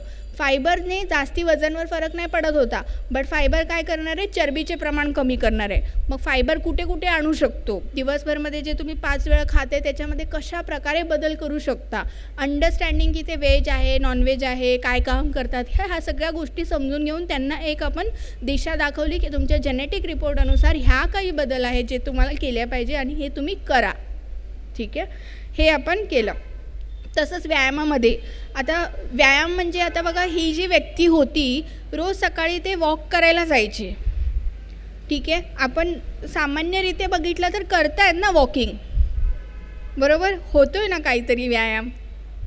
बट ह्यांच्या जेव्हा जेनेटिक रिपोर्टमध्ये आपण बघितलं तर ह्यांना बघा व्यायामातून जो आहे फायदा आला होता साखरेच्या प्रमाणासाठी. ओके, दुसरा जो फायदा होता त्यांना व्यायामातून आपले जे आहे वजनासाठी आणि इतर जे फायदे त्यांना मिळत होते. तर इथे आपण बघितलं की हे जे व्यक्ती आहे सहनशक्तीवाले व्यायाम जे आहेत, म्हणजे जोरात चालणे, रनिंग करणे, हे साधारण प्रमाणात करू शकणार होते. वजनाचे व्यायाम पण हे साधारण प्रमाणात करणार होते. मग आपण काय केलं, त्यांना सांगितलं की तुम्ही मॉर्निंग वॉक सध्या करताय त्याच्यामध्ये बदल करा.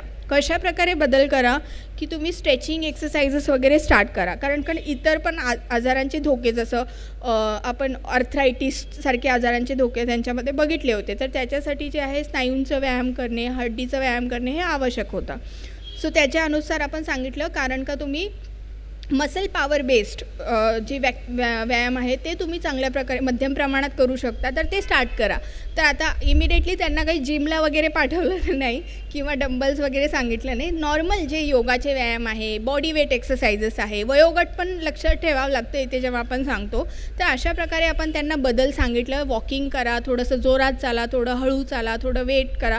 सो असे वेगवेगळे मिक्स अँड मॅच जेव्हा आपण त्यांना दिलं तर त्याच्यानी जो आहे ते फॉलो करायला लागले. आता 3 मंथ्स जेव्हा आपण फॉलोअप केलं ह्याच्यानंतर, तर आपण बघितलं ब्लड शुगर लेवल जे होते ते त्यांचे ऑलमोस्ट नॉर्मल झाले होते. आता ब्लड शुगर लेवल का नॉर्मल झाले, कारण का त्यांनी लाईफस्टाईलमध्ये बदल केला एक, बरोबर. दुसरा काय होता, त्यांचा जेनेटिक धोकाही कमी होता याच्यासाठी म्हणून.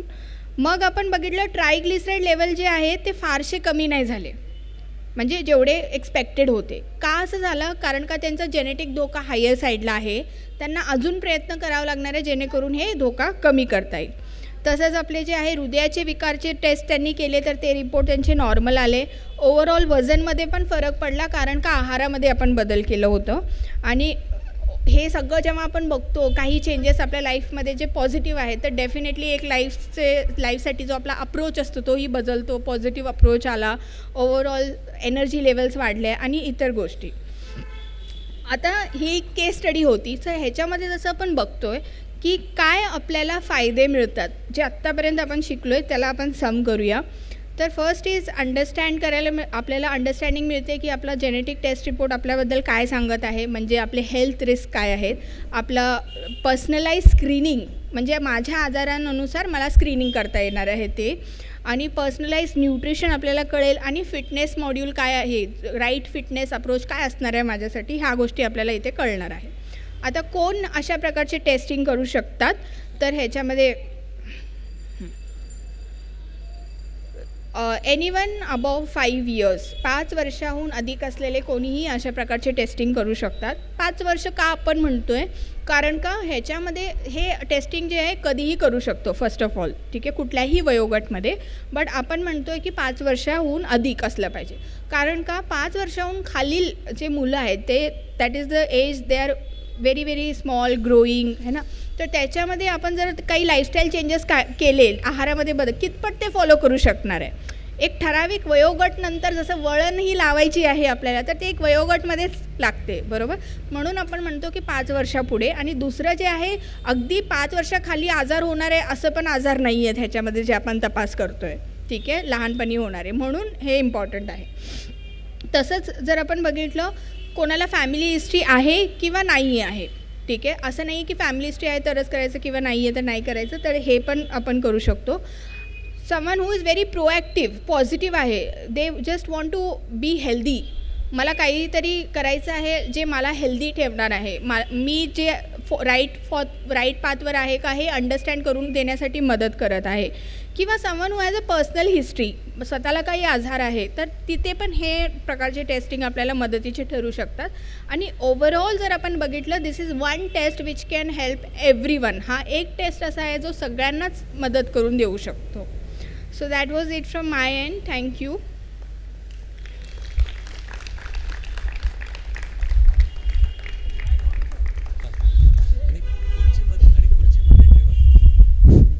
Thank you, Vandana. It was very nice, very lucid presentation.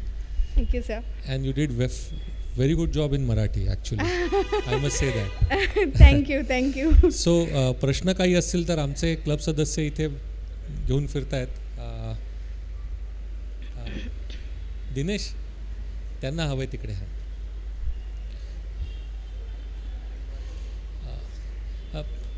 हो तो लावतोय. हे मधले लाईट लाव ना, मेन. वंदना तू बस इथे, you can have. It's okay. नाही बसून बोल, काही हरकत नाही.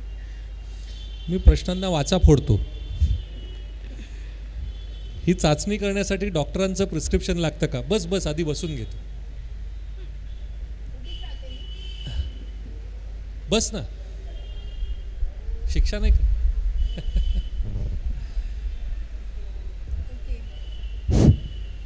सो आपला प्रश्न आहे की जवळतर ही चाचणी करण्यासाठी टेस्ट करण्यासाठी डॉक्टरांचं प्रिस्क्रिप्शन लागतं का? नाही. तर हा जो जेनेटिक टेस्ट आहे ह्याच्यासाठी आपल्याला डॉक्टरांची प्रिस्क्रिप्शनची गरज नाही आहे, कारण ह्या ज्या प्रकारचे टेस्ट आहेत ह्याला आपण म्हणतो की डायरेक्ट टू कन्झ्युमर कॅटेगरीमध्ये. जसं आपल्याला रक्ताचे प्रमाण बघायचे आहेत, आपला HB चेक करायचं किंवा साखरेचं प्रमाण चेक आपण डायरेक्टली जाऊ शकतो ना लॅबमध्ये, तसंच हा टेस्ट पण जो आहे कुणी पण करू शकतो with or without doctors prescription. But हे प्रिस्क्रिप्शन नंतर डॉक्टरांनाही मदत होते तुमचं जे स्क्रीनिंग आहे किंवा ओव्हरऑल अप्रोच आहे हे चेंज करण्यासाठी. थोडं माईक जवळ धर, आवाज बारीक येतोय. ओके, आता येतोय का? हां, ओके. ओके. ब्लड कल्चर आणि जीन मॅपिंग मधला फरक काय? ब्लड कल्चर हां अँड जीन मॅपिंग और जिनोटायपिंग. ओके. सो ब्लड कल्चर जे आहे कल्चर अँड सेन्सिटिव्हिटी टेस्टिंग आपण म्हणतो, थोडं वर अजून, ठीक आहे. ब्लड कल्चर किंवा drug culture and sensitivity testing आपण म्हणतो. सो त्याच्यामध्ये जो टेस्ट आहे ना तो त्या पर्टिक्युलर आजारासाठी त्या ठराविक वेळेसाठी आपल्याला मदत करणार आहे. की जसं फॉर एक्झाम्पल तिथे पण आपण ड्रग सेन्सिटिव्हिटी जेव्हा आपण म्हणतो किंवा कल्चर आपण करतो, कुठल्या प्रकारचं आपल्याला इन्फेक्शन झालेलं आहे, कुठल्या प्रकारचं ड्रग आपल्याला मदतीचं ठरणार आहे ते त्या पर्टिक्युलर विंडोसाठी आपल्याला मदत करणार आहे. वेर ॲज जेनेटिक टेस्टिंग जो असतो हे वन्स इन लाईफ टाईम आहे आणि थ्रूआउट आपल्याला ही जी आपली निकाल आहेत हे फॉर एव्हर असणार आहेत. जर मला हृदयाचा धोका आहे तर हे फॉर एव्हर असणार आहे मी मरेपर्यंत. जसं माझ्या डोळ्यांचा रंग जो आहे तो बदलणार नाही आहे, फॉर एव्हर हेच असणार आहे, बरोबर. तसंच जो जनुकीय बदल आहे तो फॉर एव्हर सेम असल्यामुळे तो बदलणार नाही आहे. तर एक जो आहे कल्चर किंवा सेन्सिटिव्हिटी टेस्ट आपण म्हणतो तो टाईम बिंगसाठी त्या पर्टिक्युलर इन्फेक्शन त्या आजारासाठी असतो आणि हे लाईफ टाईमसाठी असतो. Okay.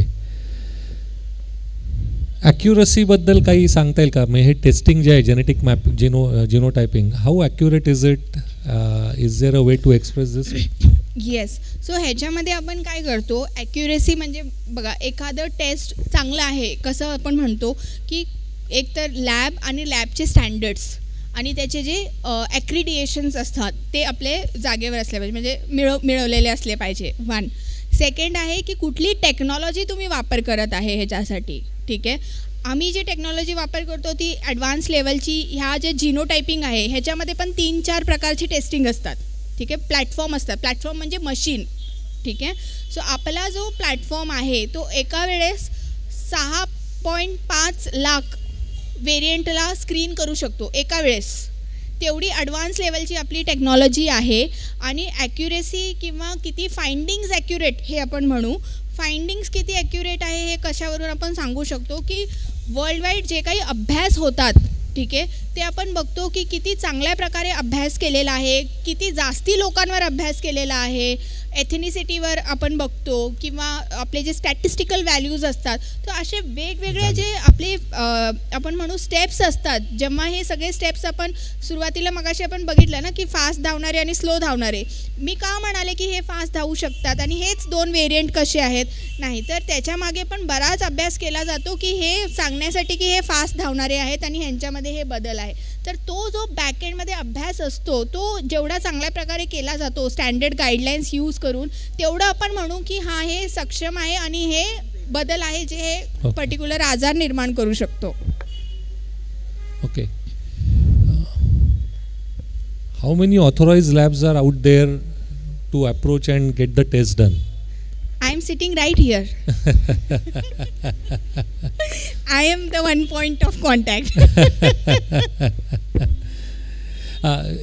If you can elaborate a little bit on how it can be accessed. Yeah, I was coming to it. So, see, बरेचसे लॅब्स आहेत आणि लायलॅक इन्साइट्सबद्दल सांगायचं म्हणजे Lilac insights is one of the leading diagnostic company. 12 वर्षांपासून आपण genetic टेस्टिंगमध्येच आहोत. Okay. आणि सुरुवातीपासून मी जसं म्हणाले की जेनेटिक टेस्टिंगमध्ये जे आहे वेगवेगळे प्रकारचे आहेत. तर रिप्रोडक्टिव्ह जिनॉमिक्स म्हणजे गरोदरपणापासूनचा जो जेनेटिक्सचा अभ्यास असतो तोही आपण करतो, कॅन्सरचा अभ्यास आपण करतो आणि हा तिसरा आहे पर्सनलाइज जिनॉमिक्स. सो हे तिन्ही जे आहे आपलं लायलॅक इन्साइट्स करतो. आणि टेस्टिंग प्रोसेस जवळ. हो. हां, टेस्टिंग प्रोसेस. हां, टेस्टिंग प्रोसेस म्हणजे how can one approach if they want to get a test done? हो हो. ओके. जर आपण ठरवलं की आपल्याला हे टेस्ट करायचं आहे किंवा त्याहून आधी जर आपण म्हणालं की नाही मला ह्याच्याबद्दल थोडंसं डिस्कस करायची गरज आहे, 1-on-1 आपण डिस्कस करू, मग आपण निर्णय घेतला की मला हा टेस्ट करायचा आहे. सो आपण हे स्वॅब टेस्ट करू. स्वॅब टेस्ट केल्यानंतर 4 ते 6 आठवड्यांमध्ये आपल्याला हा रिपोर्ट मिळतो. डिटेल्ड रिपोर्ट असतो, जसं आपण म्हणतो जेनेटिक कुंडली. ठीक आहे. हे आपल्याला डिटेल रिपोर्ट मिळतं. त्याच्यावर काय होतं, मी जसं म्हटलं मगाशी केस स्टडी दाखवली, मग मी आपल्याशी बोलणार की आपली सध्याची करंट हिस्ट्री काय आहे, फॅमिली हिस्ट्री काय आहे. मग त्याच्यानंतर थोडा वेळ घेतला जातो अभ्यास करण्यासाठी पुन्हा. ठीक आहे. आणि मग आपण काउन्सिलिंग ज्याला म्हणतो जेनेटिक काउन्सिलिंग ते होतं. त्याच्यामध्ये आपण फुल आपले रिपोर्टचे निकाल काय आहे, लाईफस्टाईलमधले काय चेंजेस आहे किंवा कुठले प्रिव्हेंटिव्ह स्क्रीनिंग केले पाहिजे जे मी केस स्टडीमार्फत दाखवलं होतं ते सगळं आपण करू शकतो. सो हे असं एंटायर प्रोसेस आहे. फक्त टेस्टिंग व्हायला 4 to 6 वीक्स लागते. बाकीचे प्रोसेस जे आहे ते 1-on-1 आहे तर ते फटाफट ॲज पर अवेलेबिलिटी होऊ शकतात. ओके. आणि जेनेटिक काउन्सिलिंग ह्याच्यामध्ये फ्री ऑफ कॉस्ट आहे. One test per family member असं पर फॅमिली केलं तर is it enough or ideally it should be done for? हां, so that is a question. Okay. Or is it enough or not? नाही. So जसं आपण म्हणतो की आपला जो जेनेटिक अभ्यास आहे, माझी जो जेनेटिक माहिती आहे ती मला युनिक आहे, बरोबर. उदाहरणतः आता बघा, आपल्या फॅमिलीमध्ये समजा मी 4 भावंड आहोत, ठीक आहे. तर आईवडील सेम आहे, तर सगळे सेम दिसतात का? नाही, वेगळे दिसतात. कारण का? प्रत्येकाची जेनेटिक माहिती जी आहे ती वेगळी आहे. Although we belong to same mother and father, बरोबर. बट हे इथे काय समजून, मला जेनेटिक रिस्क आहे ह्याचा अर्थ हे नाही आहे की माझ्या मुलांना पण असणार, ठीक आहे. मुलांमध्ये ती जेनेटिक माहिती कसं आपल्याला समजून येतं, जेव्हा आपण जेनेटिक टेस्टिंग करतो. जरुरी नाही आहे की माझे जे कण आहेत ते माझ्या मुलांमध्ये गेले असणार, ज्याच्यामुळे आजार निर्माण होऊ शकतो. जसं माझ्या फॅमिलीमध्ये आपण बघितलं तर माझे कझिन्स म्हणजे काकाची मुलं वगैरे मी मिळाले तर 4 लोक आहे. 4मध्ये 3 भाऊ आणि मी. तर 3ही भाऊंना 30 वयोगटमध्ये, ठीक आहे, ब्लड शुगर लेवल वाढलेले आले आणि त्यांना डायबिटीजही झालेला आहे. मग मी जेव्हा हे अंडरस्टँड केलं की असं एक सायन्स आहे, तेव्हा मी हा टेस्टिंग केला.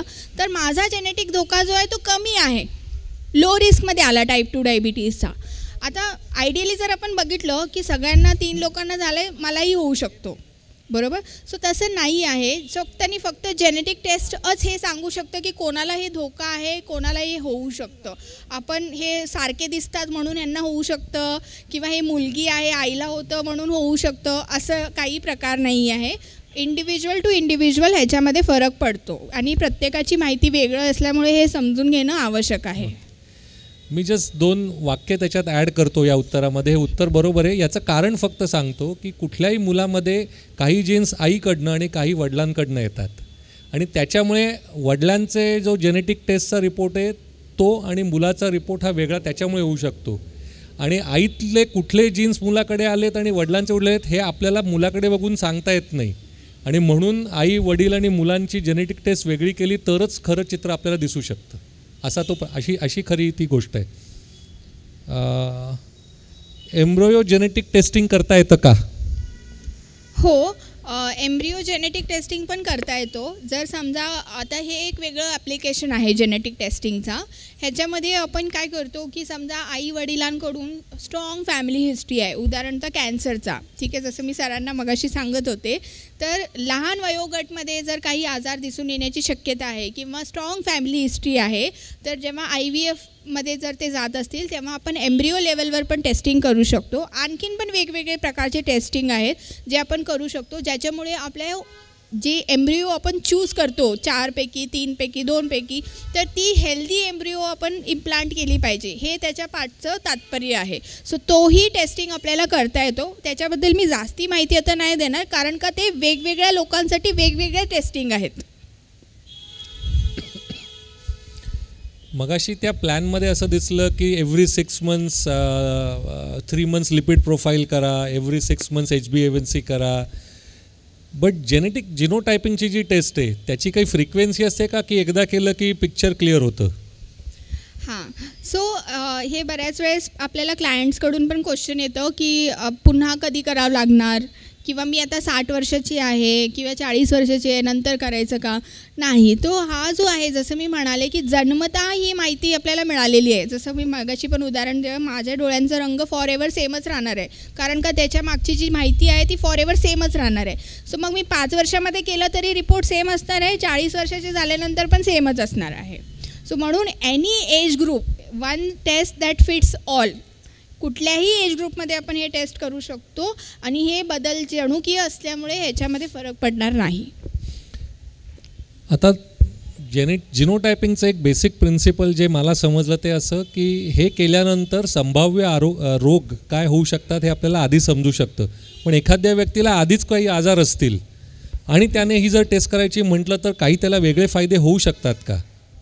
हो, सो जसं बघा, एखाद्या व्यक्तीला आजार आहे, आपल्याला जेव्हा प्री डिस्कशनमध्ये येतात तेव्हा पण हा प्रश्न बऱ्याच वेळेस विचारला जातो की मला ऑलरेडी झालेला आहे, माझं सोडून द्या, माझ्या मुलांचं करा, असं धारणा असते.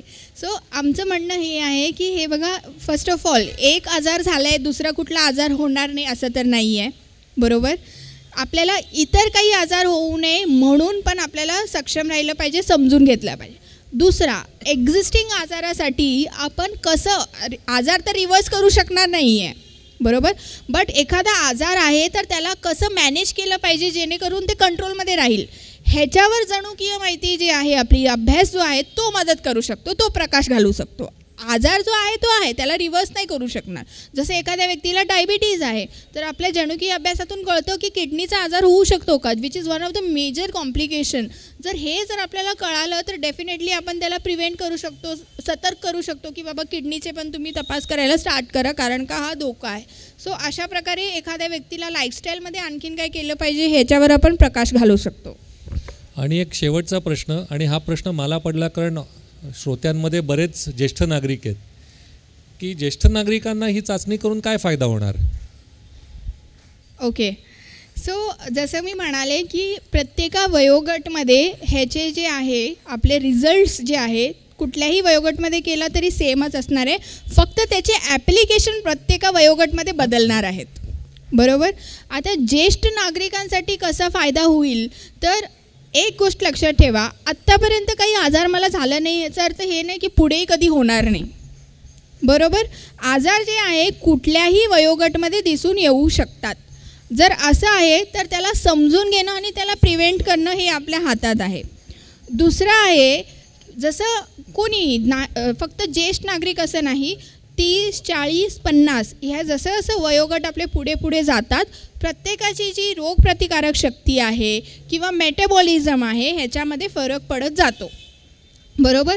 आता ज्येष्ठ नागरिकांची जी आहे रोगप्रतिकारक शक्ती म्हणा, चयापचय म्हणा किंवा ओव्हरऑल मेटाबॉलिझम जो आहे तोही स्लो झालेला असतो.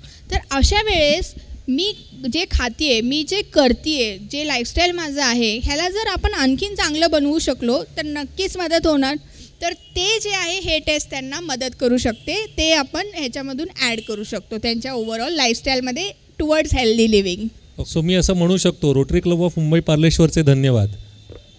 सर धन्यवाद तर मी करते. आपण सगळ्यांनी एवढं म्हणजे मनापासून ऐकलं ह्याच्याबद्दल आणि आशा करते की बऱ्याचशा लोकांनी ह्याचा लाभ घ्यावा. फक्त आपल्यासाठीच नाही तर आपल्या घरच्यांसाठी, आपल्या नातेवाईकांसाठी, कारण का आपल्याला आता कळलेलं आहे की हा काय कमाल करू शकतो आणि कसं मदत करू शकतो. बरोबर. So all the best. Thank you. धन्यवाद. हो, एक लास्ट थांबा जरा. आपला जो लॅब आहे तो महापेमध्ये आहे.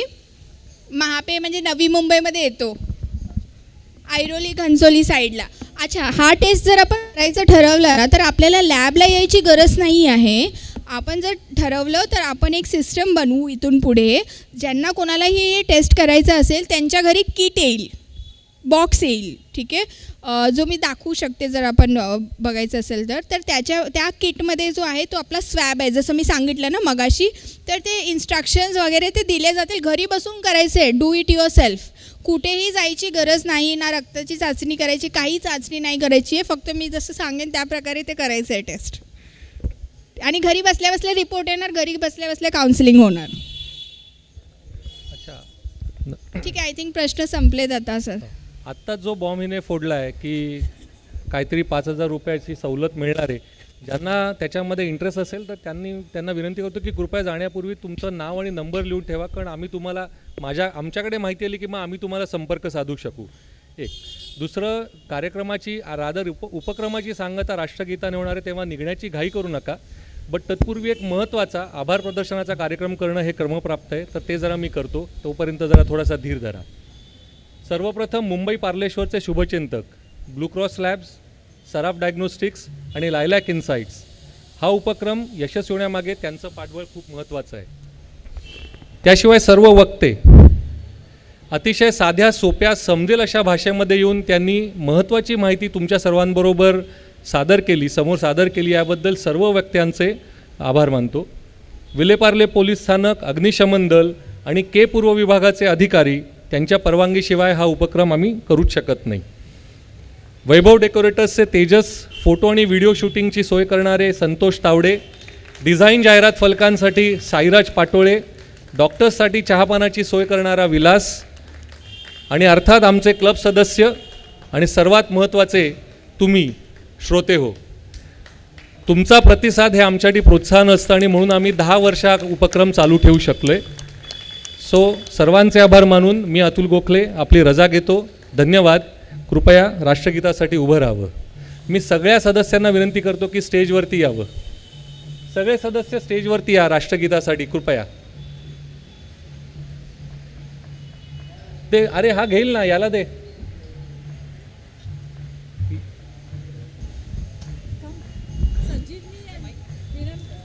अरे या ना, ये वीणा, ये संजीवनी.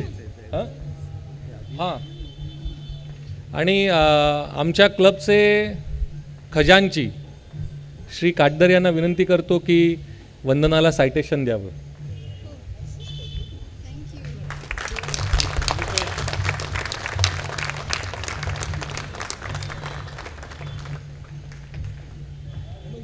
आपण एक ग्रुप फोटो नंतर घेऊया का, राष्ट्रगीत झालं. हां आत्ता घेऊन टाक.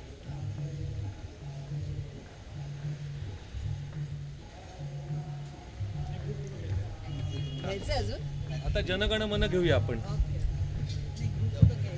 माझा आवाज ऐकायला लागेल अजून थोडा वेळ. जनगण मन अधिनायक जय हे भारत भाग्य विधाता.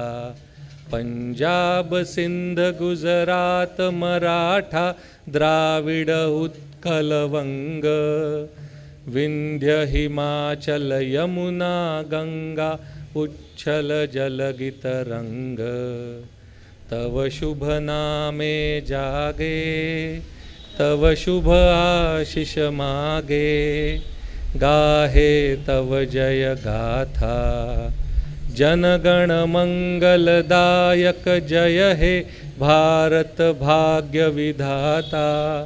जय हे जय हे जय हे जय जय जय जय हे. धन्यवाद.